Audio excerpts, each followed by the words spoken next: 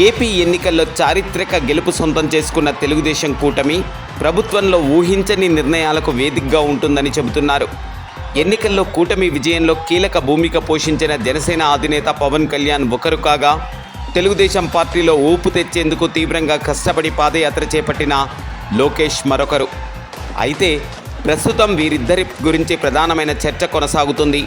వీరిద్దరూ మంత్రి పదవులు తీసుకోరని జోరుగా చర్చ సాగుతుంది. ఇప్పటికే నిర్ణయించిన ప్రకారం ఈ నెల 12వ తేదీన చంద్రబాబు నాయుడు ముఖ్యమంత్రిగా పదవీ ప్రమాణ స్వీకారం చేయనున్నారు. కార్యక్రమానికి ప్రధానమంత్రి హోదాలో నరేంద్ర మోడీ హాజరవుతారని చెబుతున్నారు. చంద్రబాబు ప్రభుత్వంలో మొత్తం 25 మంది మంత్రులు ఉండనున్నారు. ఇందులో టీడీపీ నుంచి చంద్రబాబుతో సహా 20 మంది, జనసేన పార్టీ నుంచి 3, భారతీయ జనతా పార్టీ నుంచి మరో 2 మంత్రులు ఉండనున్నట్లుగా తెలుస్తుంది.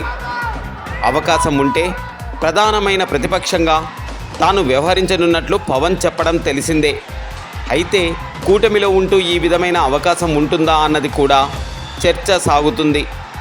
అయితే ఇటు టీడీపీ, అటు జనసేన, బీజేపీలు ఎన్నికల వేళ ప్రజలకు ఇచ్చిన హామీలు నెరవేర్చడం మీదే దృష్టి పెడతారని తెలుస్తుంది.